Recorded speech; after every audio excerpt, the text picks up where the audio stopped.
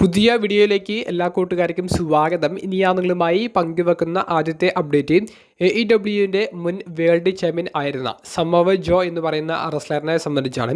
Samoa ജോയുടെ retirement പദ്ധതികളെ സംബന്ധിച്ച് ഇന്നലത്തെ ഇൻ്റർവ്യൂവിൽ ജോ തന്നെ അദ്ദേഹത്തിൻ്റെ അഭിപ്രായങ്ങൾ വെളിപ്പെടുത്തിയുണ്ടായി. അദ്ദേഹം പറഞ്ഞത് AEWയുമായി നിലവിൽ സൈൻ ചെയ്തിട്ടുള്ള കോൺട്രാക്റ്റ് അവസാനിക്കുമ്പോൾ താൻ റിട്ടയർമെൻറ്റ് പ്രഖ്യാപിക്കും എന്നാണ്.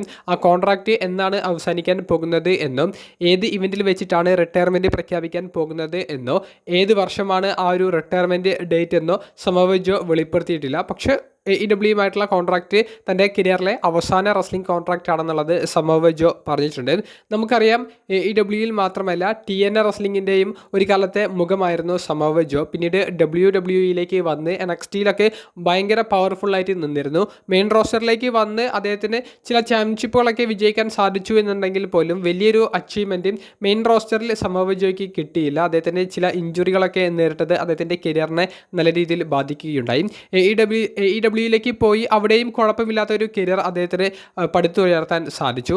എന്തായാലും റിട്ടയർമെൻറ്റ് പ്രഖ്യാപനം സമോവ ജോ പെട്ടെന്നായിരിക്കും നടത്തുക എന്നുള്ളതും ജോ ഇൻ്റർവ്യൂവിൽ വെളിപ്പെടുത്തിയിട്ടുണ്ട്. മറ്റുള്ളവരെ പോലെ, അതായത് ഉദാഹരണത്തിന് ജോൺസനെ പോലെ ഒരു ഫെയർവെൽ ടൂറൊന്നും താൻ കളിക്കില്ല എന്നും സ്റ്റിങ്ങിനെ പോലെ ആ ഒരു നീണ്ട ഒരു റെസ്ലിംഗ് കരിയറൊന്നും തനിക്ക് ആവശ്യമില്ല എന്നുള്ളതും ജോ ഇൻ്റർവ്യൂവിൽ വെളിപ്പെടുത്തുകയുണ്ടായി. സമോവ ജോയുടെ ആരാധകർ നമ്മുടെ വീഡിയോ കാണുന്നുണ്ടെങ്കിൽ നിങ്ങളുടെ അഭിപ്രായം കമൻറ്റ് ബോക്സിൽ രേഖപ്പെടുത്തുക.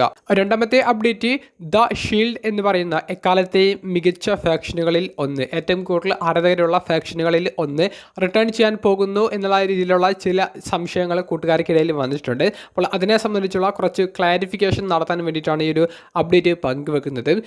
ഈ റോ എപ്പിസോഡിൽ Bron Breakker, Bronson Reed, Paul Heyman തുടങ്ങിയവർ നിലവിലെ വേൾഡ് ഹെവി വെയ്റ്റ് ചാമ്പ്യനായ സെത്ത് റോളിൻസിനെതിരെ തിരിഞ്ഞതും ആ ഒരു സമയത്ത് തന്നെ WWEയുടെ ഒഫീഷ്യൽ യൂട്യൂബ് ചാനലിൽ ദ ഷീൽഡ് എന്ന് പറയുന്ന ടീമിൻ്റെ ഒരു ഫുൾ ഹിസ്റ്ററി അവർ ലൈവായിട്ട് ആരംഭിച്ചതും, അതായത് ലൈവായിട്ട് അവർ സ്ട്രീം ചെയ്യാൻ ആരംഭിച്ചതും ഒരു കോ ഇൻസിഡൻസ് ആണെന്ന് നിങ്ങൾ വിചാരിക്കുന്നുണ്ട്? ഒരിക്കലുമല്ല.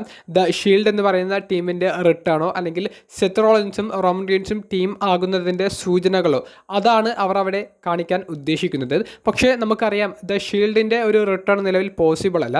AEWൻ്റെ മുൻ വേൾഡ് ചാമ്പ്യൻ ആയിരുന്ന ജോൺ മോക്സ്ലി അഥവാ ഡീൻ ആംബ്രോസ്, അദ്ദേഹം ഇപ്പോഴും AEWയിൽ തന്നെയാണ് ഉള്ളത്. അദ്ദേഹം 2027 വരെ AEWയിൽ തന്നെയായിരിക്കും ഉണ്ടായിരിക്കുക. അതിനുശേഷം മാത്രമാണ് അദ്ദേഹത്തിൻ്റെ കോൺട്രാക്റ്റ് അവസാനിക്കുന്നതും അദ്ദേഹത്തിന് മറ്റൊരു റെസ്ലിംഗ് കമ്പനിയുമായി കോൺട്രാക്റ്റ് സൈൻ ചെയ്യാൻ സാധിക്കാവുന്നത്. അപ്പോൾ 2027 വരെ ഡീൻ ആംബ്രോസ് അഥവാ ജോൺ മോക്സ്ലിയുടെ റിട്ടേൺ സാധിക്കാത്തത് കൊണ്ട് തന്നെ ഇത് ഷീൽഡിൻ്റെ ഫുള്ളായിട്ടുള്ള ഒരു റീയൂണിയൻ നമുക്ക് കാണാൻ സാധിക്കില്ല. മറ്റൊരു പോയിന്റ് ഉള്ളത് സെത്ത് റോളിൻസ്, റോമൻ റീൻസ് തുടങ്ങിയവരുടെ ടീം ഒരുമിക്കുക എന്നുള്ളതാണ്. അപ്പോൾ ഇവർ ഒരുമിക്കാനുള്ള സാധ്യത ഉണ്ടെങ്കിലും നിലവിൽ സെത്ത്, റോമൻ ഇവർക്കിടയിൽ പറഞ്ഞു പോയിട്ടുള്ള സ്റ്റോറി, അതായത് റോമൻ റീൻസിൻ്റെ ട്രൈബൽ ചീഫ് ക്യാരക്ടർ ആയാലും സെത്ത് റോളിൻസിൻ്റെ ആർക്കിടെക്റ്റ് ക്യാരക്ടർ ആയാലും ഇവർ ഒരുമിച്ച് നിൽക്കുന്ന ഒരു രീതിയിലേക്ക് അവർ സ്റ്റോറി ഇതുവരെ കാണിച്ചിട്ടില്ല. കൂടാതെ അവർ പരസ്പരം പോരാടുന്ന രീതിയിലേക്ക് എപ്പോഴും ഒരു സ്റ്റോറി അവർ പറഞ്ഞു പോകുന്നുണ്ട്. അവസാനത്തെ ദ വിഷൻ എന്ന് പറയുന്ന സ്റ്റോറിക്ക് ഒപ്പം റോമൻ റീൻസ് ചെയ്തത് തന്നെ സെത്തിനെതിരെയുള്ള സ്റ്റോറിയാണ്. അപ്പോൾ അതൊക്കെ ഇങ്ങനെ കൂട്ടിച്ചേർത്ത് നോക്കുമ്പോൾ റോമൻ റീൻസ്, സെത്ത് തുടങ്ങിയവർ ടീം ആകുമോ എന്നുള്ളത് അപ്പോഴും ഒരു ചോദ്യചിഹ്നമാണ്. പക്ഷേ ടീം ആകാൻ സാധ്യതയുണ്ട് എന്നുള്ള നിലയിൽ തന്നെയാണ് അവർ ആ ഒരു ഷീൽഡിൻ്റെ ഫുൾ ഹിസ്റ്ററി വീഡിയോ കൃത്യം ആ ചൊവ്വാഴ്ച റോ എപ്പിസോഡ് അവർ എയർ ചെയ്ത് കഴിയുന്നതിന് ശേഷം തന്നെ അവർ യൂട്യൂബിൽ ലൈവ് ഇട്ടത്. അപ്പോൾ അവർ കൃത്യമായി എന്തോ വലിയൊരു പ്ലാനിങ് നടത്തുന്നുണ്ട്.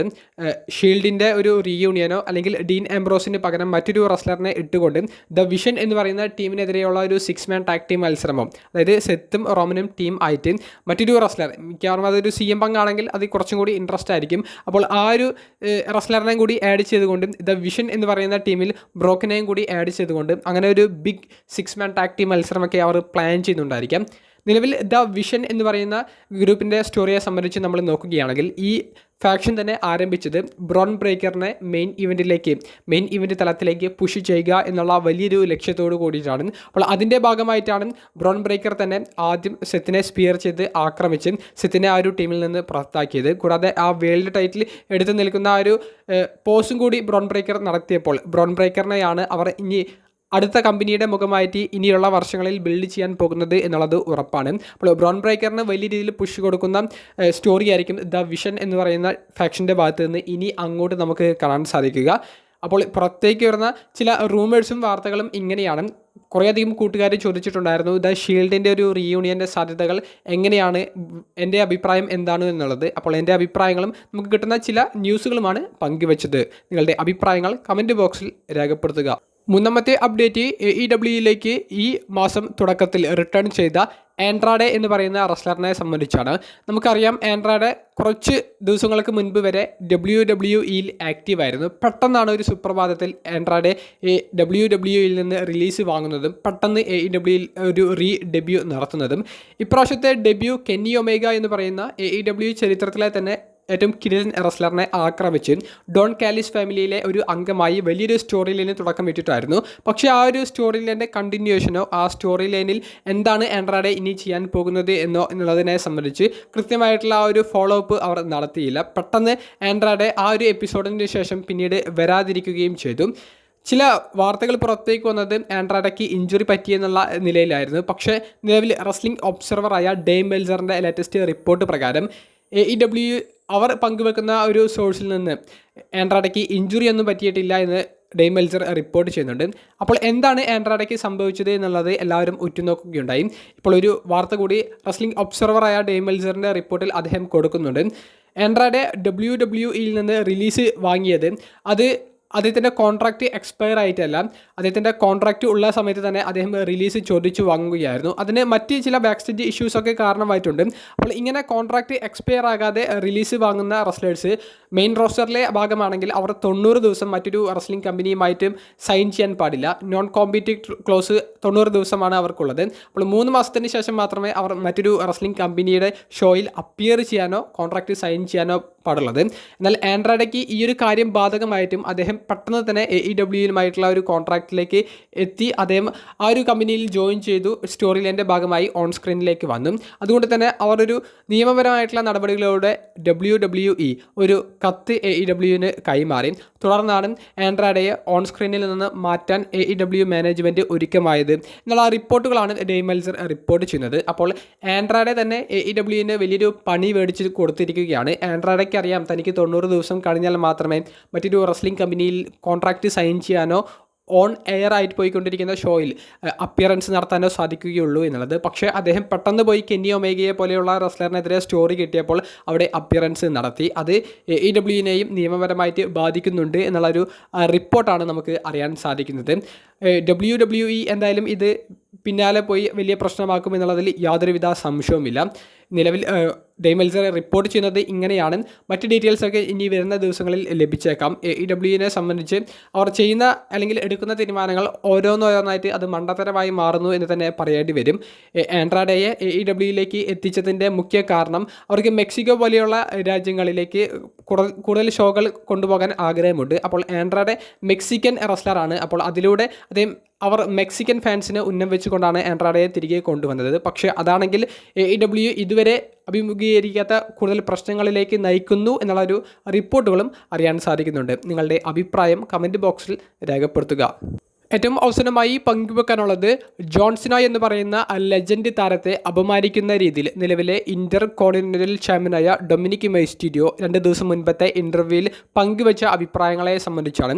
ഡൊമിനിക് മൈസ്റ്റീരിയോ പറയുന്നുണ്ട്, ഇപ്പോൾ ജോൺ സിന എന്ന് പറയുന്ന ഒരു ഓൾഡ് റെസ്ലർ ആക്റ്റീവായിട്ടില്ലേ, അദ്ദേഹത്തിൻ്റെ ബാക്കിയുള്ള 4 ഡേറ്റുകളിൽ ഏതെങ്കിലും ഒന്നിൽ അദ്ദേഹത്തിന് തൻ്റെ ചാമ്പ്യൻഷിപ്പിന് ചലഞ്ച് ചെയ്യാൻ ആഗ്രഹമുണ്ടെങ്കിൽ അദ്ദേഹം വന്ന് ചലഞ്ച് ചെയ്യട്ടെ. കാരണം താനിപ്പോൾ ഒരു ചാമ്പ്യൻ ആണല്ലോ. ഓൾഡ് റെസ്ലറായ ജോൺസൺ അദ്ദേഹത്തിൻ്റെ ശവക്കല്ലറയിലെ അവസാനത്തെ ആണിയടിക്കാൻ എനിക്കൊരു അവസരം തരികയാണെങ്കിൽ അത് താൻ സന്തോഷപൂർവ്വം സ്വീകരിക്കുമെന്നുള്ളതാണ് ഡൊമിനിക് മൈസ്റ്റീരിയോ മുന്നോട്ടേക്ക് വെച്ചിട്ടുള്ള ഒരു അഭിപ്രായം. അപ്പോൾ ഡൊമിനിക് മൈസ്റ്റീരിയോയെ അങ്ങോട്ട് പോയി ചലഞ്ച് ചെയ്യണം എന്നുള്ളതാണ് ജോൺസണയെ വെല്ലുവിളിക്കുന്ന രീതിയിൽ ഡൊമിനിക് പറഞ്ഞിട്ടുള്ളത്. നമുക്കറിയാം ജോൺസണയുടെ ഇത്രയും നീണ്ട കുറേയധികം വർഷങ്ങളുള്ള WWE കരിയറിൽ ഗ്രാൻഡ് സ്ലാം ചാമ്പ്യൻ എന്നുള്ള ഒരു അച്ചീവ്മെൻറ്റിലേക്ക് സീനയ്ക്ക് എത്താൻ സാധിച്ചിട്ടില്ല. അതിലെ ഏക ഒഴിവ് നിലവിൽ ഡൊമിനിക് മൈസ്റ്റീരിയോയുടെ കൈവശമുള്ള ഇന്റർ കോണ്ടിനെന്റൽ ചാമ്പ്യൻഷിപ്പിനെ ആ ഒരു ടൈറ്റിലിൻ്റെ ഒഴിവ് മാത്രമാണ്. അപ്പോൾ ഇനി വെറും 4 ഡേറ്റുകളിൽ മാത്രമേ ഈ 2 മാസത്തിനുള്ളിൽ റിട്ടയർമെൻറ്റിന് മുൻപ് ജോൺ സിന അപ്പിയറൻസ് നടത്തുന്നുള്ളൂ. അതിൽ ഒന്ന് അദ്ദേഹത്തിൻ്റെ റിട്ടയർമെൻറ്റ് മാച്ച്, അതിൽ മറ്റൊന്നുള്ളത് survivor series premium live event ആണ്. മറ്റ് 2 ഒരു രണ്ട് റോ എപ്പിസോഡുകളാണ്. അപ്പോൾ ഈ 2 റോ എപ്പിസോഡുകളിൽ ഏതെങ്കിലും ഒന്നിൽ ഡൊമിനിക് മിസ്റ്റീരിയോയുടെ ചാമ്പ്യൻഷിപ്പിന് സീന ചലഞ്ച് ചെയ്യും എന്നുള്ളൊരു റൂമറുണ്ട്. സീന വിജയിക്കുമോ, സീന ആ ഒരു മത്സരത്തിൽ എന്താണ് നടത്താൻ പോകുന്നത് എന്നുള്ളത് അറിയില്ല. അപ്പോൾ ആ ഒരു റൂമറിന് കൂടുതൽ ശക്തി പകരുന്നതാണ് ഡൊമിനിക് മിസ്റ്റീരിയോ 2 ദിവസം മുൻപ് ഇൻ്റർവ്യൂവിൽ പങ്കുവച്ച ഈ ഒരു അഭിപ്രായം. ഡൊമിനിക് മിസ്റ്റീരിയോയുടെ ഈ ഒരു വെല്ലുവിളി അത് ജോൺ സിന ആക്സെപ്റ്റ് ചെയ്തുകൊണ്ട് ജോൺ സിന ഡൊമിനിക്കിനെതിരെ ചാമ്പ്യൻഷിപ്പ് മത്സരത്തിന് വരികയും അതിൽ ഡൊമിനിക്കിനെ പരാജയപ്പെടുത്തിക്കൊണ്ട് അദ്ദേഹം ഇൻ്റർകോണ്ടിനൽ ചാമ്പ്യൻ ആകുകയാണെങ്കിൽ അദ്ദേഹത്തിന് ആ ഒരു ഇൻ്റർകോണ്ടിനൽ ചാമ്പ്യൻഷിപ്പ് വിജയത്തോടു കൂടി ഗ്രാൻഡ് സ്ലാം ചാമ്പ്യൻ എന്നുള്ളൊരു അച്ചീവ്മെൻറ്റിലേക്ക് എത്താൻ സാധിക്കും. പിന്നീട് ജോൺ സിന റിട്ടയർമെൻറ്റ് മാച്ചിൽ ഈ ഒരു ചാമ്പ്യൻഷിപ്പ് പരാജയപ്പെട്ടാലും അല്ലെങ്കിൽ ഡൊമിനിക്ക് തന്നെ ആ ഒരു ചാമ്പ്യൻഷിപ്പ് വീണ്ടെടുത്താലും നമുക്ക് കുറ്റം പറയാൻ സാധിക്കില്ല. ഇനി അതല്ല, ജോൺ സിന റിട്ടയർമെൻറ്റ് പ്രഖ്യാപിക്കുന്ന ആ ഒരു സമയത്തും അദ്ദേഹം ഇൻ്റർകോണ്ടിനൽ ചാമ്പ്യൻ ആണെങ്കിൽ ആ ഒരു ചാമ്പ്യൻഷിപ്പ് റിലീക്സ് ചെയ്ത് അതിനൊരു ടൂർണമെൻറ്റ് നടത്തി പുതിയൊരു ചാമ്പ്യനെ കണ്ടുപിടിച്ചാലും നമുക്ക് കുറ്റം പറയാൻ സാധിക്കില്ല. എന്തായാലും നിലവിൽ പുറത്തേക്ക് വരുന്ന റൂമേഴ്സിന് ശക്തി പകരുന്ന രീതിയിൽ ഡൊമിനിക് മിസ്റ്റീരിയോയുടെ ഈ ഒരു വെല്ലുവിളി ചലഞ്ച്, അതിന് ജോൺ സിന കൊടുക്കാൻ പോകുന്ന മറുപടി അത് എങ്ങനെയായിരിക്കും, ഇനി അതിനൊരു മറുപടി ഉണ്ടായിരിക്കില്ല എന്നുള്ളതൊക്കെ വരുന്ന ദിവസങ്ങളിൽ നമുക്ക് കണ്ടു തന്നെ അറിയാം. വീഡിയോ സംബന്ധിച്ചുള്ള നിങ്ങളുടെ പ്രതികരണങ്ങൾ കമൻറ്റ് ബോക്സിൽ രേഖപ്പെടുത്തുക. അപ്പോൾ അടുത്തൊരു വീഡിയോയുമായി കാണുന്നത് വരെ ബൈ.